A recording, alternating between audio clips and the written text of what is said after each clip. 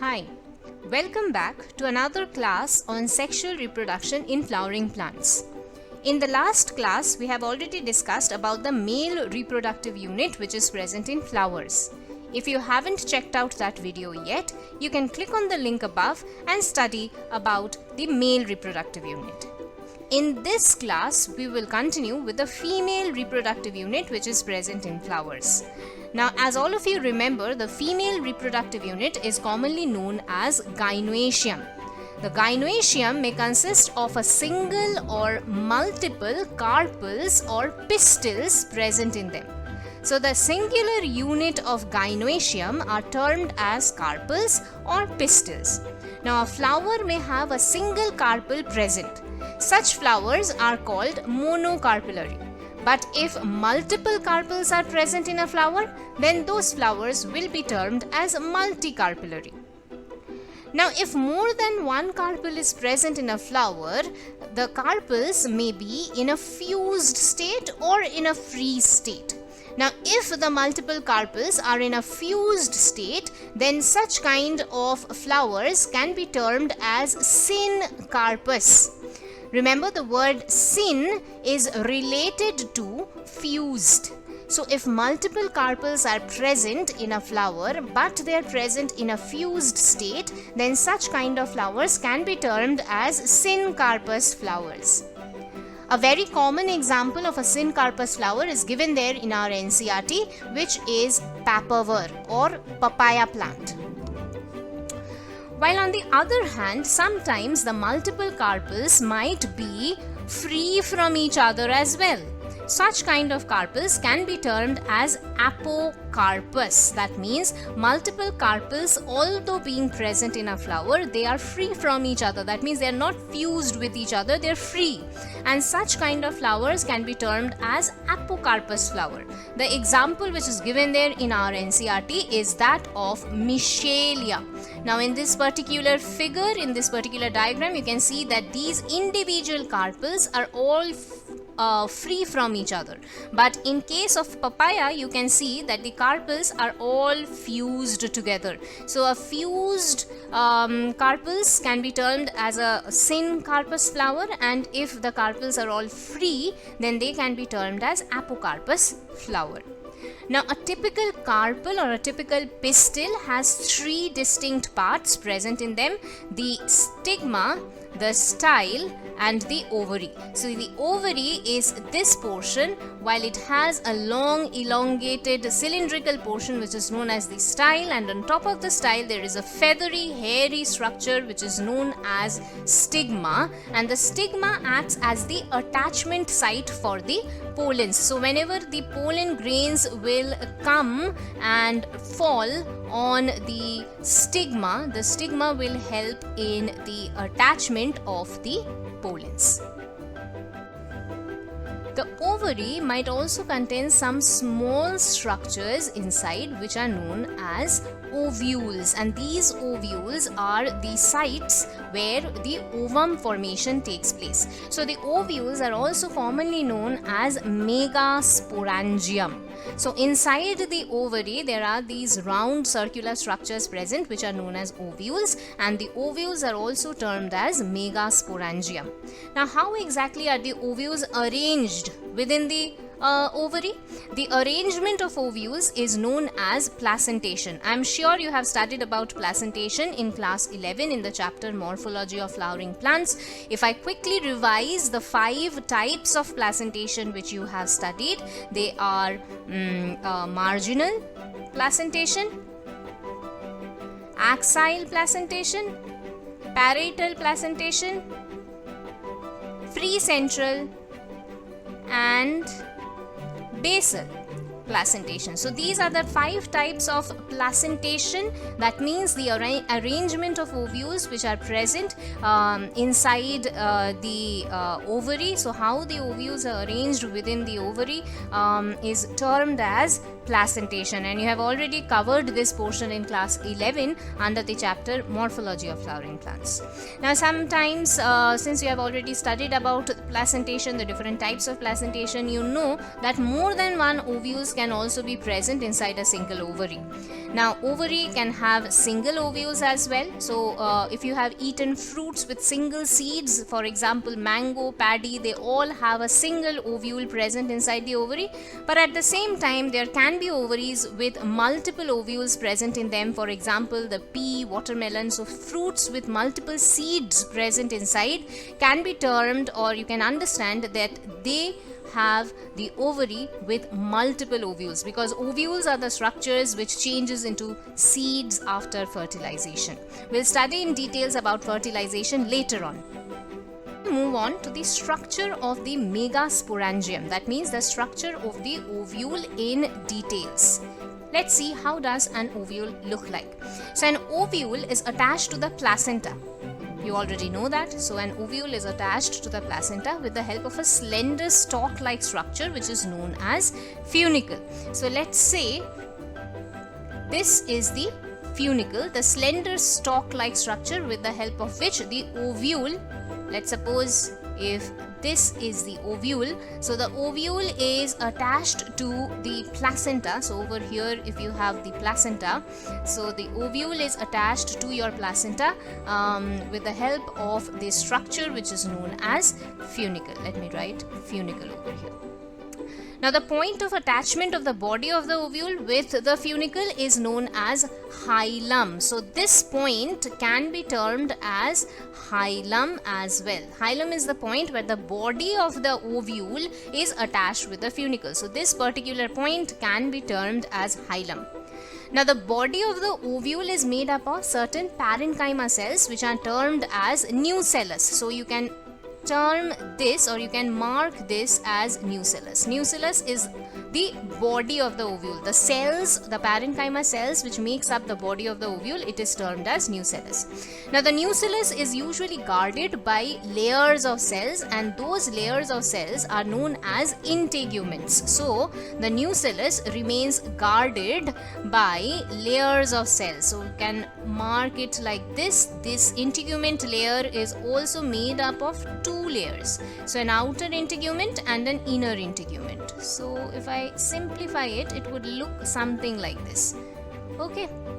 So an outer integument is present and an inner integument is present. So this is the inner integument and this is the outer integument. So let me mark it over here. This is the outer integument and this can be termed as inner integument. Alright. But a small gap is left at the integuments at one end of the ovule. So you can see a gap present over here. This gap is termed as micropyle. So the gap or the portion of the ovule where the integuments are absent, that gap is termed as the micropyle. And the point which is opposite to that of the micropyle, that means this particular point, can be termed as the chalaza, or also termed as, let me write it a little downwards, it's known as chalaza. Okay, so the point where the micropyle is present can also be termed as the micropylar end, and the point opposite to that of the micropyle is also known as the chalazal end. Now the large oval cell is called the embryo sac. That means your nucellus, the ovule which is made up of the parenchyma cells which is known as nucellus, some cells of the nucellus gives rise to a particular structure which is known as the embryo sac. So this particular position, this particular part of the ovule is termed as the embryo sac. Right? So this embryo sac is actually the place where the ovum formation will take place. So the embryo sac is also termed as the female gametophyte, and it is embedded, that means it is present within the nucleus, nucellus towards the micropylar end. So let me quickly revise the different parts of the megasporangium. What are the different parts of the megasporangium? Your ovule can also be termed as a megasporangium. So a megasporangium megasporangium is basically the ovule, right? So what is an ovule made up of? It is made up of some parenchyma cells which are known as nucellus. The nucellus remains guarded by two layers of cells, the outer integument and the inner integument. There is a point, there is a position where the integument layers are absent. That point is known as micropyle, and the point opposite to that of the micropylar end is known as the chalazal end. Now inside the ovule, inside the nucellus, you have a certain cell which is known as the embryo sac. It's a large oval cell and it is known as the embryo sac, which will be also termed as the female gametophyte. The embryo sac is present towards the micropylar end, and the whole structure of ovule is attached to the placenta with the help of a stalk-like structure which is known as funicle. Hilum is the point where the funicle attaches itself to the body of the ovule. I hope that's clear. Next we move on to how exactly the embryo sac formation takes place within the ovule. Let's see. So within the megasporangium, within the nucellus, you have these special cells which are known as megaspore mother cells. MMC, it stands for megaspore mother cells.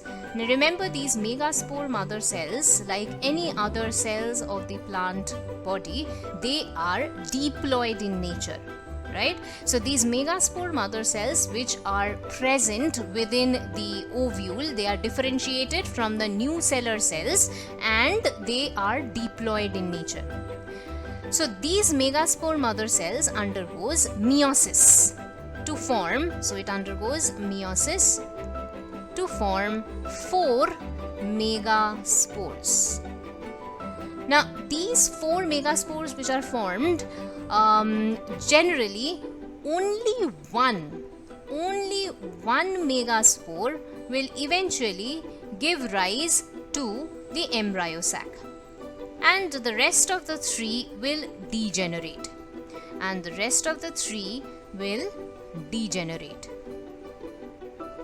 This is one possibility.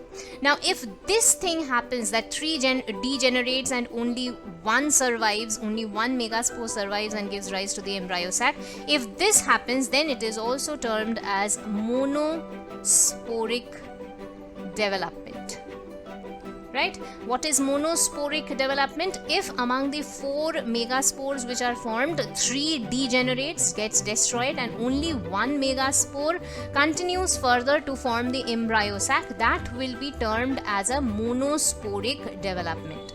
But sometimes all the 4 megaspores also can give rise to 4 different embryo sacs. That can also happen, but in majority of the cases, something which is there in our syllabus is a monosporic development. Question might come, what do you mean by monosporic development? It is when among the 4 megaspores which are formed by meiosis and are thus haploid in nature, 3 might degenerate and only one megaspore might continue to form the embryo sac, helping in the monosporic development of the female gamete. I hope I am clear. Now let's talk about if one megaspore, this one megaspore will ultimately give rise to the embryo sac. So how exactly does it give rise to the embryo sac? I'll erase this portion to quickly tell you how exactly the embryo sac formation takes place. Alright, so you have one megaspore which is haploid in nature. So let me write that down. One megaspore which is haploid.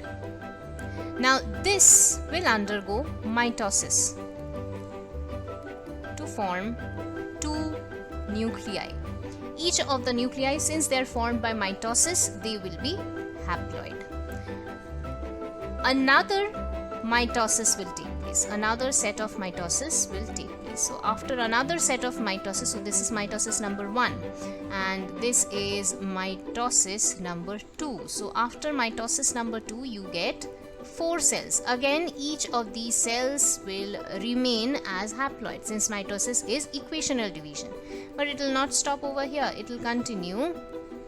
So another set of mitosis. So 3 times mitosis will take place. So another mitosis, and again each one of them will be haploid, and this is mitosis number 3.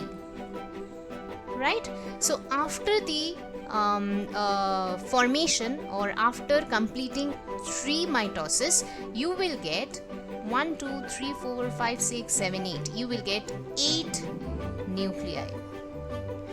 Now remember, all these divisions which are taking place, they are all free nuclear type. By free nuclear type, we mean that only the nucleus is dividing, but the cell wall formation is not taking place. The cell wall formation will take place later on.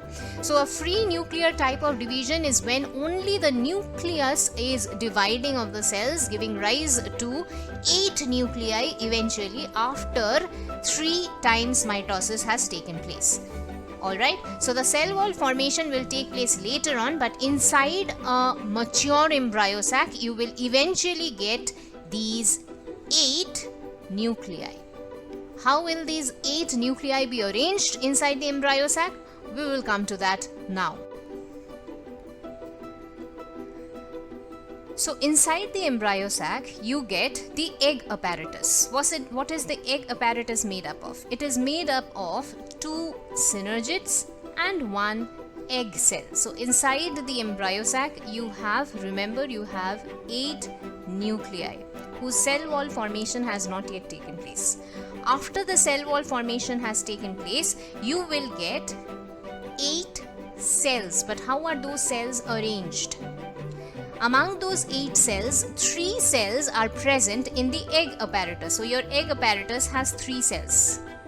What is the egg apparatus made up of? It's made up of 2 synergids. So you can see the synergids over here, and 1 egg cell. This is your egg cell. Alright.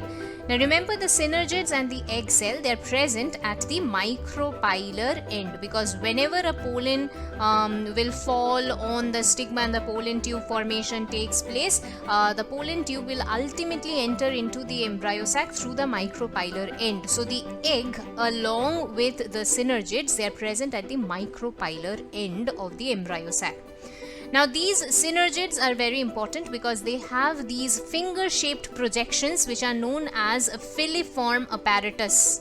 Alright, so filiform apparatus is a very important part of the synergids, which are finger-shaped projections, and these filiform apparatus, they play a very important role in penetration of the pollen tube inside the embryo sac. They help in the release of ovum inside the embryo sac. So see, synergids, they secrete a very important chemical with the help of which the pollen tube development takes place. So they guide the path of the pollen tube towards the egg, and it also helps to attain nourishment from the nucellar cells with the help of the filiform apparatus. So the filiform apparatus helps to derive nourishment from the nucellar cells, and it also helps in the penetration of the pollen tube containing the male gametes into the embryo sac.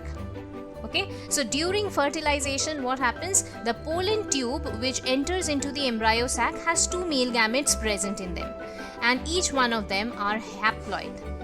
Okay, so during fertilization, the first male gamete will go and fertilize with the egg to form the zygote, and that will cause the formation of the zygote, which will eventually give rise to the embryo. And since this is the true fertilization which is taking place, that is why this is also termed as syngamy. Remember, the zygote which will be formed will also be diploid. Since the male gamete is haploid and the egg cell is also haploid, the zygote which will be formed after syngamy or true fertilization will be diploid. Alright, let me quickly revise. What are the cells of the egg apparatus? You have two synergids present along with one egg cell. The synergids have finger-shaped projections in them which are known as filiform apparatus. The synergids play a very important role because they secrete some chemicals which help to guide the pollen tube enter into the embryo sac. Not only that, the synergids also help in obtaining nourishment from the neighboring nucellar cells.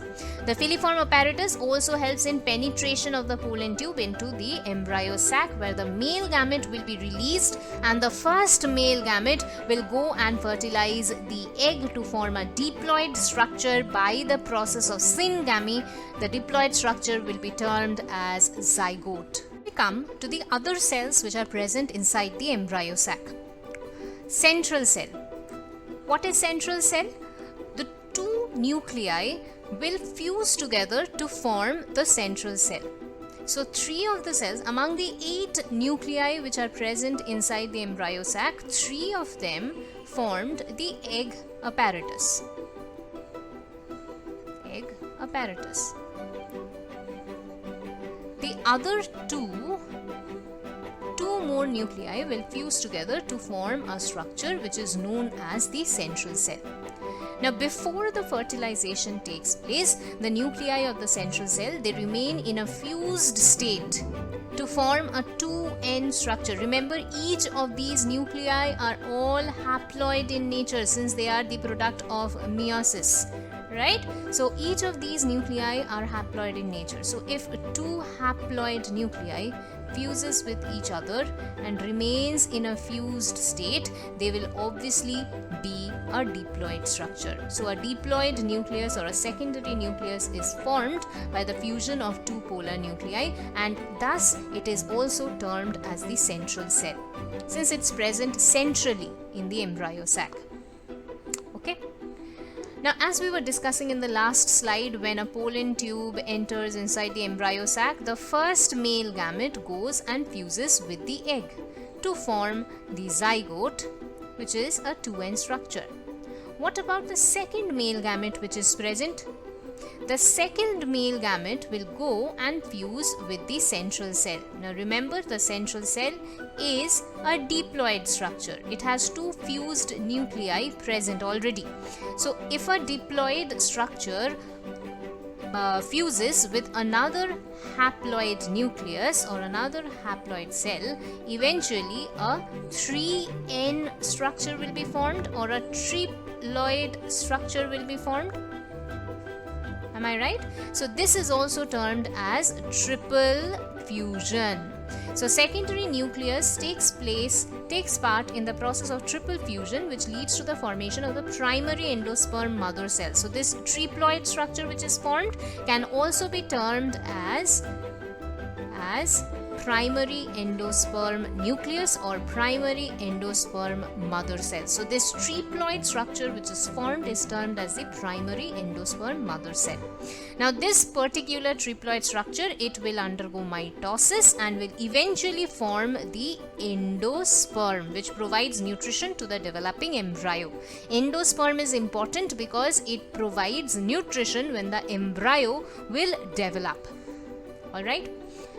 Next we come to antipodal cells. Antipodal cells are also very important and they are 3 other cells which are present or in fact there are 3 other nuclei which are present inside the embryo sac. And these antipodal cells, they are present at the chalazal end. Remember, the egg apparatus, they are present towards the micropylar end because micropyle is the region through which the pollen tube will enter the embryo sac. And the point or the end which is present opposite to the micropylar end is known as the chalazal end. And your antipodal cells or the antipodal nuclei, they are present towards the chalazal end. Okay, so these cells are present at the chalazal end, which constitute the antipodal cells. Why are they important? They help to provide, they contain a large amount of food material or nutrients present in them like starch, protein, lipids, etc. And these nutrients and growth hormone are ultimately transferred to the embryo sac for the development of the embryo. right? So ultimately you see inside the embryo sac you have 3 cells which makes up the egg apparatus at the micropylar end. At the opposite end of the micropyle, that is at the chalazal end, you have 3 more cells which are known as the antipodal cells, and in the central part of the embryo sac you will have one single cell which is actually fusion of 2 polar nuclei. So eventually you get 7 cells but 8 nucleus inside the embryo sac, made up of 3 antipodal cells, 3 cells which makes up your egg apparatus. That means you can divide this into 1 egg and 2 synergids, and also you have 1 central cell in the middle of the embryo sac made up of 2 fused polar nuclei. Can you answer this question? Let's read.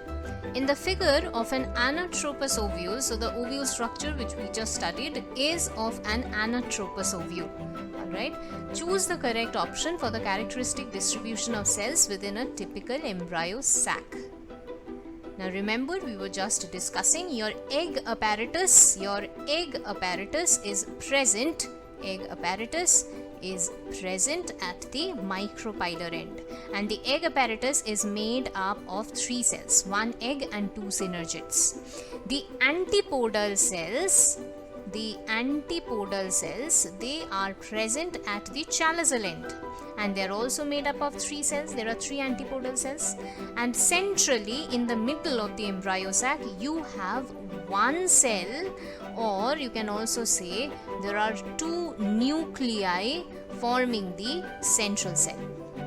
Right? Now keep this in mind and try to answer correctly. You can pause the video to find out the correct answer. Number of cells at the chalazal end should be 3. Okay. Number of cells at the micropylar end should also be 3. Alright. And number of nuclei in the central cell should be 2. Isn't it? 2 nuclei fused in the form of 1 central cell. So 2. So the correct answer will be option B. Let's move on. Now we come to something which is known as double fertilization. Now see, we'll just revise it because we have already covered it in the previous slides. So the pollen tube, it enters the embryo sac only through the micropylar end. We have discussed this before. The second point says that the pollen tube either passes into one of the synergids through the filiform apparatus, right? So I told you before that the filiform apparatus helps in the entry of the pollen tube within the embryo sac. So the filiform apparatus will help in the entry of the pollen tube into the synergids. Alright, and you also know that the synergids, they release some kind of chemical substances which attracts the pollen tube towards the embryo sac. Okay. Now the tip of the pollen tube enters into one of the synergids. Alright. Now after penetration, what will happen? The tip of the pollen tube will enlarge, rupture, releasing the contents. What are the contents inside the pollen tube? The 2 male gametes, and each of the male gametes are haploid. We discussed this a while back, right? And both the male gametes will be released into the synergids. Now one of the male gamete will go and fuse with the egg to form the diploid zygote, which is diploid 2n, and this is the true fertilization or syngamy. We discussed this before. And the other male gamete will go and fuse with the central cell or the 2 polar nuclei to form a triploid structure, which can also be termed as the primary endosperm nucleus. And the primary endosperm nucleus, which is formed, since it's a triploid structure, it can also be termed as triple fusion. Now see, there are 2 times fertilization is taking place. The first fusion is taking place over here, where the first male gamete fuses with the female gamete to form a diploid zygote. That's the first fusion which is taking place. And the second fusion takes place when the second male gamete fuses with the polar nuclei to form a triploid structure. So this is the second fusion which is taking place in case of angiosperms. And this phenomena, since 2 fusion is taking place, this phenomena is known as double fertilization. Please remember, double fertilization is a characteristic of all angiosperms. In case of all angiosperms, double fertilization will always take place without any exception. All right. Next, we move on to some of the relevant questions from this particular part. Okay, so we have already discussed about the male reproductive unit and the female reproductive unit. I'm starting with question number 19 because we have already discussed 18 questions in my first video. So question number 19 says, filiform apparatus are found in, very easy question, antipodal cells, egg cells, secondary nucleus or synergids. If you remember filiform apparatus, they are a very important part, finger-shaped projections which are present in synergids. Question number 20. The type of cells undergoing meiosis in the flowers are microspore mother cell and megaspore mother cell, ovule and stamen, tapetal cells or placental cells. The correct answer is option 1, microspore mother cell, which will give rise to pollens, and megaspore mother cell, which will give rise to egg. Microspore mother cells are diploid, megaspore mother cells are also diploid, pollens are haploid, your egg cell is also haploid. Alright. Question number 21. Micropyle is found in seed, ovule and seed or fruit. The correct answer is option 3, both ovules and seeds, because ovules are the structures which changes into seeds after fertilization. Question number 22. 22 says, in which part of the flower do both meiosis and fertilization occur? Is it the ovule, is it stigma, is it anther or is it petals? Of course, the correct answer is ovule, because inside the ovule you find nucellar cells. Some of the nucellar cells differentiate to form the megaspore mother cells, which undergoes meiosis to form the embryo sac or the female gametophyte. And within the embryo sac, the fertilization process takes place. So, of course, that part of the flower which undergoes both meiosis and fertilization, your correct answer should be ovule. Moving on to question number 23. Okay, we have to correctly identify and label A, B, C and D. Take your time, find out the correct answer. You can pause the video if you want, and the correct answer is option 3. Question number 24. 24, you have to do matching. You have to match the columns. So, let's see. Question number 24. Funicle. What do you think a funicle should go with? Isn't it the stalk of the ovule? So it should go with stalk of the ovule. Hilum is the region where the body of the ovule fuses with the funicle. Integument should be the protective layers of the ovule. Chalazal end is the basal part of the ovule, and nucellus is the mass of cells within the ovule which has nutrients present in them. So question number 24, the correct answer is option B. Question number 25, again another match the columns. Alright, question number 25, let's try to match. So megasporogenesis is basically the formation of megaspore. You know about, I hope you remember about sporopollenin. Sporopollenin is a fatty substance. A typical embryo sac, I told you, it is monosporic. Only one megaspore develops into the embryo sac. So such kind of development is known as monosporic development. And yes, the megagametogenesis should go with embryo sac formation. So question number 25, the correct answer is option B. In question 26, again you have to match A, B, C, D. So you can see this is the pollen tube. This is the pollen tube which is arising from the pollen grain. So A should be pollen tube. And as I said, if you remember that the pollen will always enter, the pollen tube will always enter the embryo sac through the micropylar end. So this is your micropylar end. So the side or the end which is opposite to the micropylar end is the chalazal end. So these cells are present at the chalazal end. So B should be antipodal cells, right? C is in the central part of the embryo sac. So C should be the central cell which is formed by the fusion of two polar nuclei. And of course then D should be the egg cell. So question number 26, the correct answer is option 1. Question 27. Embryo sac of flowering plant develops from? It develops from, of course, the megaspore. Question number 28. Which one of the following pairs of plant structures has haploid number of chromosomes? So you need to find out an option which has both the cells as haploid number of chromosome. The correct answer will be egg cells and antipodal cells. Remember, megaspore mother cells, these are diploid. Nucellus is a part of the ovule, so this is also diploid.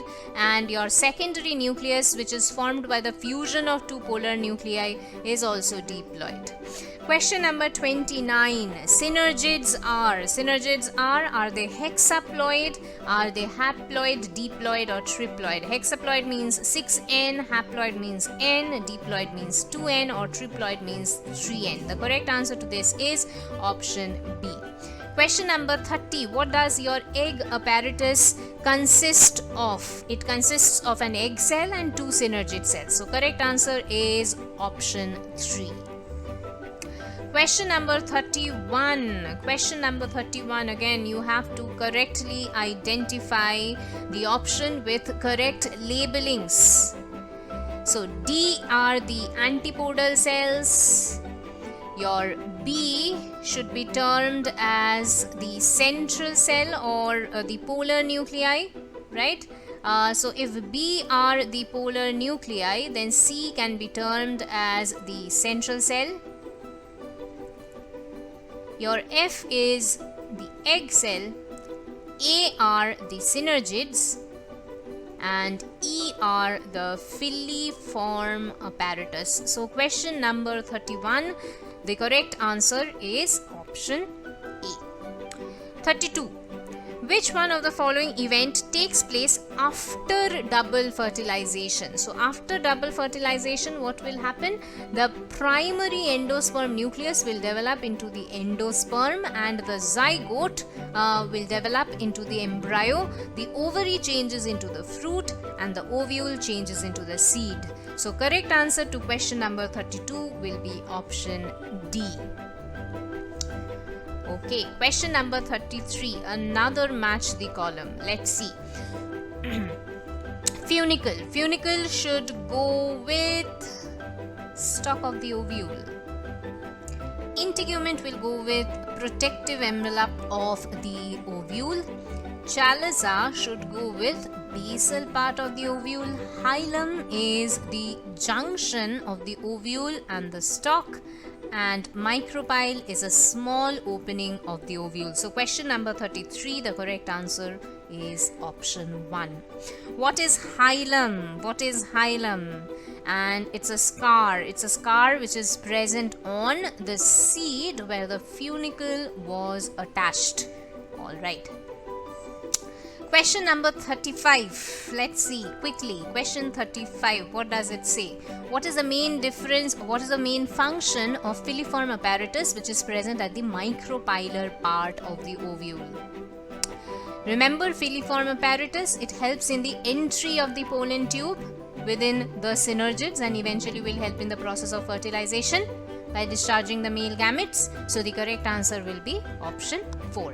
Question number 36. What is the function of filiform apparatus again? So from these questions you get an idea which part of the chapter are more important. So you can see questions which are asked repeatedly from filiform apparatus. So of course this is a very important aspect of this chapter. So question number 36, the correct answer will be entry of pollen tube.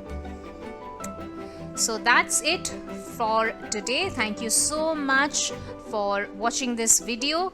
I hope I have been able to answer a few questions, answer a few doubts. Thank you so much for watching. If you haven't subscribed to this channel, please subscribe to Biology for Life for more of such videos. Thank you so much.